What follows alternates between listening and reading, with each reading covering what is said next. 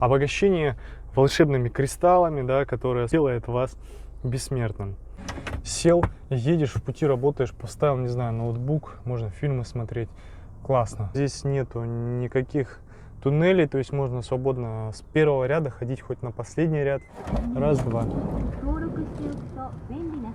Открылись электродвери. Это что у нас такое? Багажник, ребят. Машина простая, а у нее электробагажник. Привет, мои капризные! Сегодня я вам покажу очень интересный автомобиль. Называется он Toyota Isis. Он очень необычен тем, что перегородки нету. Нету перегородки, которая должна быть вот здесь. И это основная такая ключевая особенность данного автомобиля. Сделано это, я так думаю, для того, чтобы была удобная посадка, удобная загрузка, выгрузка различных материалов, людей, не людей, ну и всего остального. Небольшой промо я заснял для того, чтобы привлечь ваше внимание. А теперь смотрите. Toyota Isis, первое поколение. Это рестайл. Начали выпускать их в 2004 году. Этот рестайл, он был с 2007 по 2009 год. Коробка бывает у нее вариатор, автомат 4-ступенчатый, мотор 1.8 и 2 литра, передний и полный привод. Вариатор 7-ступенчатый, очень лютый, и он как раз таки есть в этой машине. Здесь 2-литровый мотор, комплектация называется Platana. Это такая считается жирная спортивная комплектация, в которой присутствуют подрулевые лепестки. У нее есть полный электропакет. Трудно представить, что у такой машины есть такие функции. Японцы порой действительно удивляют. Они делают вроде бы снаружи такую обычную машинку, простой какой-то минивэн, да, такой обычный, но с функциями, которых нету у более жирных моделей. Либо они есть, но в дорогих комплектациях каких-то, а здесь это все доступно в принципе. Ну, Platana, да, это максимальная комплектация, но машина сама по себе крайне доступная. Как видите, линзы есть, да, в фарах, которые обеспечивают шикарное освещение дороги. Подвеска этого автомобиля тоже была немножечко доработана. Машина очень круто управляется. Это некий симбиоз такой, знаете, она чем-то может быть похожа на Toyota Ipsum, Toyota Alphard отчасти, но база у нее своя. То есть это не какая-то, да, перекинутая машина с одного кузова или с одной платформы на другую, а это полностью новая машина. И здесь действительно есть что показать. Смотрите, это у нас бесключевой доступ, то есть можно открыть, закрыть машину с кнопочки. Это первое. Машина у нас простая. Я извиняюсь немножечко за срач, но что сделаешь, не успели просто помыть машину. Давайте мы ее заведем. Завелась. Обратите первоначально внимание, то есть здесь все стандартно, да, то есть зеркала, стекла, все это присутствует. Далее, обе электродвери, это круто. Раз, два. Открылись электродвери. Это что у нас такое? Багажник, ребят. Машина простая, а у нее электробагажник. Ну, я понимаю, что я никого этим не удивлю, это уже все давно видели и знают, но тем не менее, для такой машинки я считаю это жирно. Что мы здесь видим? Это у нас подрулевые лепестки. То есть мы можем включить наш 7-ступенчатый, обращаю внимание еще раз, вариатор, да, в режим спорт и, собственно, переключать скорости вот этими вот лепесточками. Машина будет очень резво ехать. Слава богу, 2-литровый мотор, там, насколько помню, 155 сил, он позволяет этой машине действительно ехать.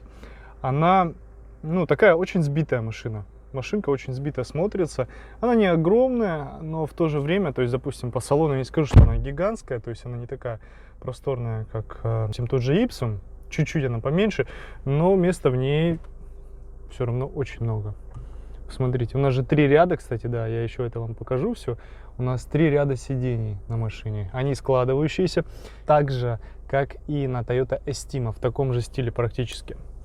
Давайте сразу я обращу ваше внимание вот на это сиденье. Посмотрите, как оно складывается, да, то есть очень прикольно так можно сделать столик. Здесь можно кушать либо вот этому пассажиру, либо на мне, как водителю, да, можно кушать. Также в машине есть ионизатор воздуха, то есть есть в режиме очистки, да, и есть в режиме ионизации, то есть, ну, обогащение волшебными кристаллами, да, которое сделает вас бессмертным.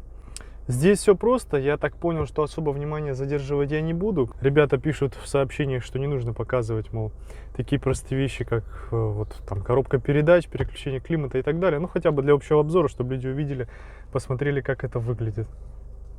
Посмотреть тахометр, потому что, ну, для многих это наверняка важная вещь. Так, а здесь я вам подскажу. Такие вот подстаканнички покажу. Раз, два. Подстаканнички есть. Еще здесь небольшой кармашек. Ну, по кармашкам здесь, в принципе, достойно. Здесь бардачок. Он не хочет открываться, потому что сиденье убрано. Здесь еще один бардачок. В общем, два бардачка. А теперь давайте вернемся к трансформирующемуся салону. Мы видим багажник. Он интересен. Да? Я сейчас немножечко расскажу все-таки о трансформации по салону и прочему, потому что, ну как не показать это? Я, конечно, понимаю, что всем важны характеристики, но, ребят, опять же, вот давайте немножко отвлечемся. Эти машины покупают не на 5, не на 10 лет.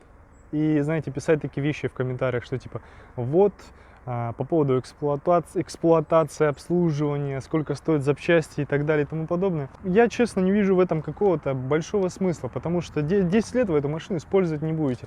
Да и сейчас такое время, вы знаете, когда машины просто даже разные люди, там, богатые, небогатые, неважно, да, меняют чаще, чем, к примеру, там, 5, 10, 15 лет назад. Согласитесь, сейчас время такое, все новое, телефоны, компьютеры, машины, все быстро-быстро меняется. Я вот такого мнения, что даже не стоит думать о том, что у меня там полетит мотор, коробка. Ну, не было таких моментов, чтобы человек взял, и он там в течение 3 лет, допустим, у него полетел мотор, коробка. Ну, может быть, только в случае каких-то косяков. Там, если газ поставил, не знаю, перегрел машину, не поменял масло или залил какое-нибудь беспонтовое масло. В таких случаях. А так вот заморачиваться по поводу каких-то таких вещей, ну, это, в принципе, некорректно, потому что машины покупают обычно там на полгода, на год, на 2 года максимум, потом ее меняют, как правило. И просто банально ситуация не доходит до того, что приходится что-то в ней менять, делать. И данный вопрос, он действительно не актуален. То есть, если вы под полную пошлину берете такую машину, ну, опять же, она, обойдется вам там, ну, тысяч, наверное, ну, такая, наверное, миллионы где-то выйдет, около миллиона, потому что это год у нас взрослый. Если взять год 14-15, то я думаю, где-то в районе там около миллиона также, в принципе, но это будет свежая машина. Надо смотреть по статистике. Ладно, вернемся к салону. Смотрите, у нас третий ряд, он немножко спрятан. То есть узнаете, да? Toyota Estima. Мы берем вот так, раз, оп, что-то я не так сделал, что-то я не так сделал.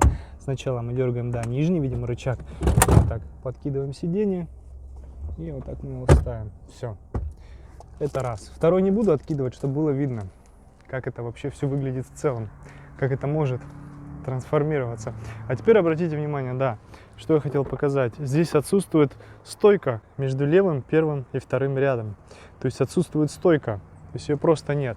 Но есть вот такие вот классные замки. Это, кстати, основная такая особенность этой машины. Есть замок, раз, верхний, есть замок нижний. Ну и плюс есть замок, который соединяет эти две двери между передней и задней. То есть вот такие вот замочки, которые, ну, эту конструкцию держат в полном порядке. Видите, сколько замков, и все они четко закрываются, открываются. Вроде так подумаешь, непонятная, да, какая-то конструкция, но она прекрасно работает и закрывается по-разному. То есть можно закрывать сначала переднюю, заднюю дверь, неважно в каком порядке, они все равно открываются, закрываются, никаких проблем в этом нет. Ладно, все сиденья здесь складываются, то есть можно вот так вот сделать, оп. Смотрите, сейчас, оп, оп, мы можем сделать вот так, положить сиденье, также положить вон то сиденье, второй ряд. Можем сделать здесь вот такую плоскую нишу практически, но единственное, вот эти вот подголовники, они будут немножечко выпирать, то есть идеально ровный пол не получится, я уже проверял, смотрел. Единственное, водительское сиденье, оно не откидывается вперед так вот, как это пассажирское, то есть, да, очень прикольно сделано, то есть можно сесть, ну, банально покушать, вот здесь это реально удобно. Можно это делать в пути, можно поставить сюда ноутбук, да, закрыл дверь, раз, дверь закрыл, здесь с кнопочки, закрыл вторую дверь, сел, едешь в пути, работаешь, поставил, не знаю, ноутбук, можно фильмы смотреть, классно. Здесь нету никаких туннелей, то есть можно свободно с первого ряда ходить хоть на последний ряд. А за такие деньги это, я считаю, вполне достойный вариант. Конкурент таким машинам, как Odyssey, может быть Estima, Sirena, Toyota, что у нас там еще, Wish. Это прямо такие близкие машины по конкуренции, но я считаю, что Isis реально выигрывает. Кнопочку нажал, все, пожалуйста. Блин, ну 2007 год, и это все-таки такой простой универсал, это же реально круто. Конечно, вот знаете, грустно, что они не делают это на всех машинах подобного класса. Ну почему бы везде не сделать? Ну, да, это, я понимаю, это маркетинг, бизнес, там деньги, все завязано. Комплектация должна дешевле стоить, одна, другая дороже. Давайте заглянем в мотор. Что у нас здесь? Мотор D4, 2-литровый, VVTi система.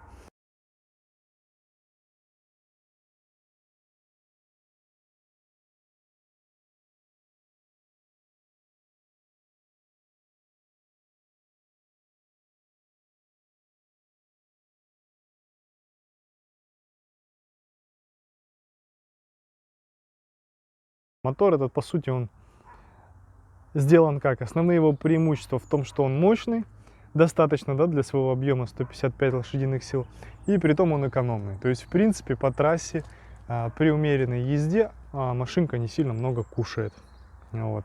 Что касается цены, описания, характеристик и всего остального, читайте информацию под роликом, под этим роликом в описании я все оставлю. Посмотрите цены. Сделаю также подборку на статистику, да, то есть это проданные машины, чтобы вы могли посмотреть, в каком состоянии примерно, каких годов и за какую стоимость уходят. Всем спасибо за просмотр, удачного вам дня, а мы пойдем снимать дальше.